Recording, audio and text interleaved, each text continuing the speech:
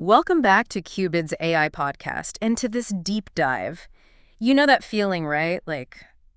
You're a business leader or maybe you're in IT making decisions and you just keep hearing about all these cyber threats. Oh, yeah. And you invest in all this fancy security stuff, but I don't know, it still feels like you're barely keeping your head above water. Right, like constantly trying to plug holes in a leaky boat. Exactly. It can be incredibly frustrating. So that's kind of what we want to dig into today. How do we get a handle on this whole cybersecurity thing and, actually feel confident that we're protected? Yeah, that's a great point. Feeling overwhelmed is a pretty common reaction, especially when you're dealing with something as complex as cybersecurity. It's kind of like, you have locks on your doors at home, but you still worry about someone finding a way to break in. Right. So what we're going to do today is try to cut through all the noise, all the jargon, and give you some clear, actionable insights. The stuff that actually makes a difference. The things that matter. Yeah, exactly. Without needing a PhD in cybersecurity. Think of this as your shortcut to understanding, really, what keeps the bad guys out. Okay, so let's get practical. Let's do it. We're diving deep into the Arctic Wolf 2025 threat report. And what I like about this report is that it's not just theory. It's based on real investigations into cyber attacks. Yeah, this isn't some academic exercise. It's based on what's actually happening out there in the real world. Real companies, real headaches. Absolutely. So we're getting frontline intelligence here, the stuff we can actually use. Exactly. And we're going to pull out the most important information for you. We want to help you understand the threats that are actually doing the most damage right now. And most importantly, the simple steps you can take to make your organization tougher to crack. Less of a target. Yeah, less of a target, exactly. And the report really boils it down to 3 core areas: protect, detect, and respond. I like that. Protect, detect, and respond. Makes sense to me. Right. And don't worry, we're not going to get bogged down in technical jargon here. Yeah. If you hear the words firewall rules and your eyes glaze over, We get it. yeah, this is a safe space. We'll use everyday analogies to make even the complicated stuff clear. Okay, so let's unpack this Arctic Wolf report. They found that 95%, a whopping 95% of serious cybersecurity problems come down to just 3 main types of attacks. What are these big, scary monsters we need to be aware of? So the report found that the vast majority of serious incidents, these are the ones that really disrupt businesses and often need expert help to recover from, come down to 3 things: ransomware and data extortion, business email compromise, which we often call BEC, and just plain old intrusions. Okay, those are the big 3, so let's break them down one by one. Starting with ransomware, what does that actually look like when it hits a business? What happens? Imagine this. You come into work one morning and suddenly all your company's important computer systems, all your files, they're all locked up. You can't access anything. And then you get a message from the attackers demanding a ransom, usually a big chunk of money, to give you the key to unlock everything and get your business running again. So they're essentially holding your digital business hostage. Exactly. And it gets even worse because nowadays, it's not just about locking up your systems. The report talks about this thing called double extortion. Double extortion. Okay, tell me more about that. So imagine this. Before they even lock up your systems, the attackers first make copies of all your sensitive data, your customer information, your financial records, everything. Oh, no. So even if you have backups and you can get your systems running again, they still have that stolen data. And they threaten to release it publicly, sell it on the dark web, or use it to embarrass you. It's like a blackmailer having compromising photos and threatening to share them with the world. So even if you pay the ransom to get your systems back, you're still not out of the woods. Right, and this is a big change in how attackers operate. It used to be just about disruption, but now they're using your data as leverage. It's much more sophisticated, and it makes it even harder to recover. Wow, that's a game changer. It makes it a much tougher decision whether to pay the ransom or not. Exactly. Okay, so that's ransomware, a pretty scary one. What about business email compromise, BEC? That sounds a little more, I don't know, under the radar. It is. It's definitely more subtle. Think of BEC as being tricked, usually through a very convincing email, into sending money or sensitive information to the wrong people, to the attackers. They often pretend to be someone you trust, like your CEO, or a regular supplier, someone you do business with all the time. So they're playing on trust and familiarity. Yeah, exactly. And the goal is to manipulate someone inside your company into doing something that benefits the criminals, like wiring funds to a fake account or sharing confidential data. So it's less about breaking in through some technical loophole and more about tricking people into doing what they want. Exactly. And it's incredibly effective. Okay, that's BEC. And then the third category was intrusions. What does that involve? So intrusions are basically unauthorized access to your company's computer systems or network. It's like someone sneaking into your office building after hours without permission. They might not immediately break anything or steal anything, but they're in, and that means they can potentially do a lot of damage. So they're in the building, they're snooping around, and who knows what they're going to do next. Right. They might install ransomware, steal valuable data, or use your systems to launch attacks on other companies. So those are the big three: ransomware, BEC, and intrusions. All pretty scary stuff. But the report also goes into how these attackers are actually getting in, right? What are the main ways they're bypassing our defenses? The report found that there are a few key ways that attackers gain that initial foothold. And for both ransomware and intrusions, a major weak spot is often unsecured remote access. Unsecured remote access. Okay, what does that mean? So think about things like remote desktop protocol, or RDP, and virtual private networks, or VPNs. These are tools that companies use to allow employees to connect to their work computers from home or while traveling. Okay, so that's how a lot of people work these days, remotely. Exactly.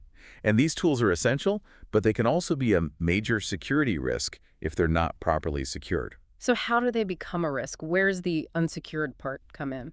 The problem is when these remote access tools are set up without strong security measures. The most important one is something called multi-factor authentication, or MFA. We'll talk more about that in a bit. But basically, it's like having a second lock on your door. Okay, that makes sense. The report found that unsecured RDP connections and compromised VPN logins are some of the leading ways that attackers get into systems, often as the starting point for ransomware and intrusions. So it's like leaving the door wide open for them. Exactly. And this is not a small problem. The report found that RDP alone was the cause in 38% of ransomware cases. 38%, that's a huge number. It seems like a lot of these serious attacks are taking advantage of some pretty basic security mistakes. You got it. It's not always about super sophisticated hacking techniques. Often, it's about exploiting simple weaknesses that haven't been addressed. So how do they get in for a business email compromise? Is that the same thing, those remote access tools? Not usually. For BEC, the main culprit is phishing. Think of phishing as those deceptive emails that try to trick your employees into giving up sensitive information, like their usernames and passwords, or even transferring money directly. Those emails that look like they're from your bank or a company you do business with. Exactly. And they're getting harder and harder to spot. With all the advances in AI, attackers can create incredibly realistic-looking fake websites and emails. Yeah, they can look pretty convincing. They really can. And they often play on people's emotions, like urgency or fear, to get them to act quickly without thinking. The report found that phishing is the cause in nearly 73% of BEC attacks. Wow, that's a lot. Okay, so we've got unsecured remote access and phishing. And the third way attackers get in, mostly for intrusions, is by exploiting known vulnerabilities. What does that mean exactly? So think of software vulnerabilities as weaknesses or flaws in your digital defenses, like cracks in the walls of your building or a window that doesn't lock properly. And attackers are constantly looking for these weaknesses, especially in popular software that a lot of companies use, like operating systems or those remote access tools we talked about. And the problem is these weaknesses are often known, but they haven't been fixed. So there are patches available, but companies aren't installing them. Exactly. And that's what attackers exploit. The report highlights that in a whopping 76% of intrusion cases, the attackers used one of just 10 specific vulnerabilities. And many of these were related to remote access software. Wow. Yeah. So it's not always about some brand new, super sophisticated hacking technique. Often it's about exploiting well-known flaws that haven't been fixed.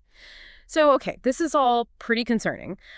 What can businesses actually do to make themselves safer, to protect themselves, as the report puts it? The report emphasizes a few key things you can do to strengthen your defenses. And the first, and arguably most important, is to implement strong and, crucially, phishing-resistant multi-factor authentication. Okay, we hear a lot about MFA. Can you explain in plain language why it's so important, and what does phishing-resistant mean? Sure.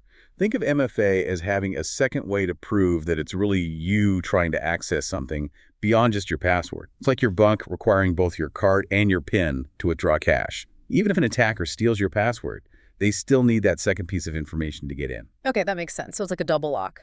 Exactly. And the phishing-resistant part is important because some standard MFA methods can be tricked by clever phishing attacks. Phishing-resistant MFA uses methods that are harder to bypass, like hardware tokens or biometric factors, like using your fingerprint. So it's an extra layer of protection that's harder for the bad guys to get around. You got it. What's another key thing companies can do to protect themselves? Prioritize patching. Remember those software weaknesses we talked about? Patching is like fixing those security flaws in your digital building. It's closing up those cracks in the walls and making sure all the windows lock properly. So making sure our software is up to date. Exactly. But the key here is prioritized.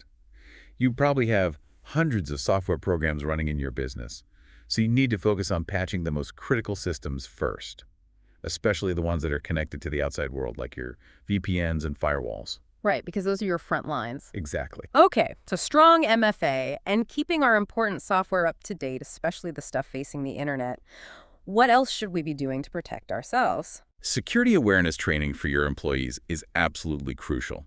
Think of this as educating your team to be the first line of defense against those social engineering and phishing attacks.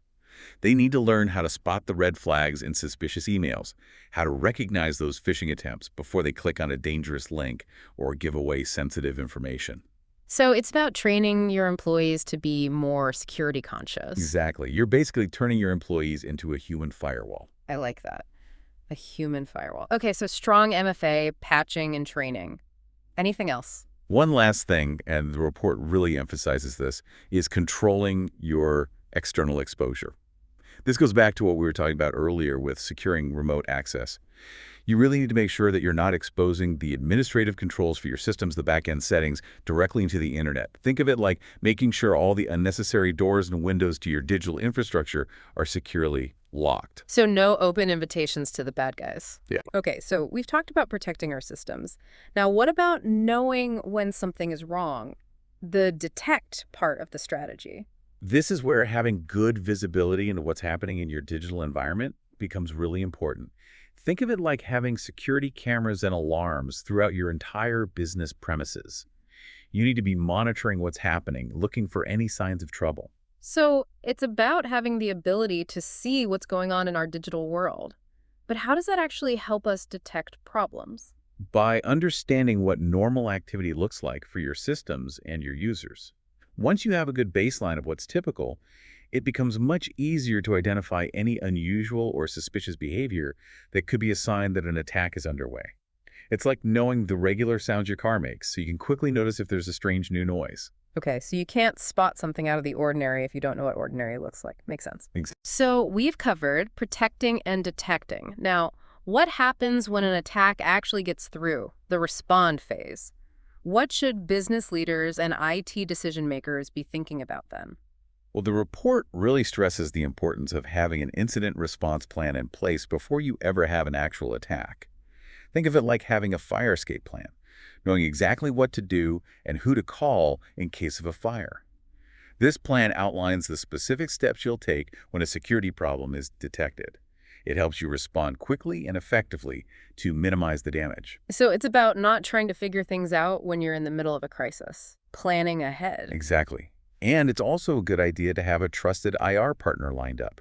These are cybersecurity experts who can come in and help you manage and contain an attack. They've been there, done that, and they can bring a lot of experience and expertise to the table. So it's like having a specialist on call just in case. Yeah, exactly.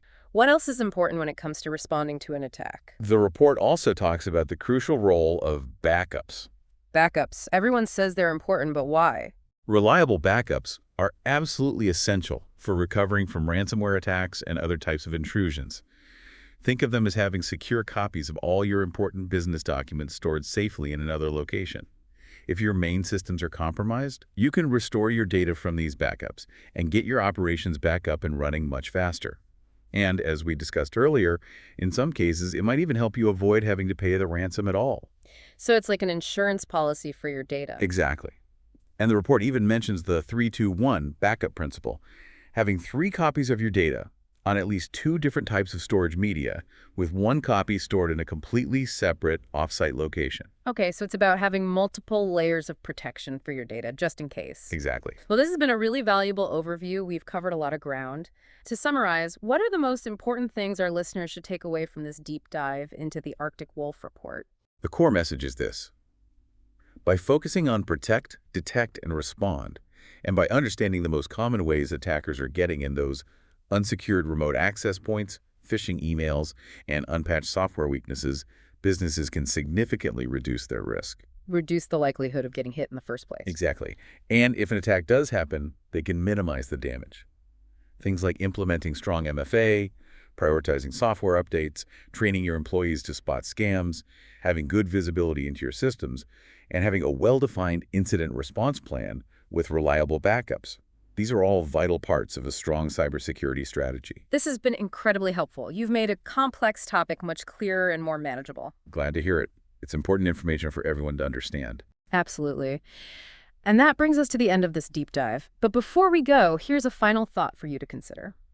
We've talked a lot about how unsecured remote access is such a big target for attackers. So, how confident are you right now in the security of your own organization's remote access setup? And what's one concrete step you can take today to check and strengthen those defenses? It's definitely something worth thinking about. Thanks for joining us. Thanks for having me.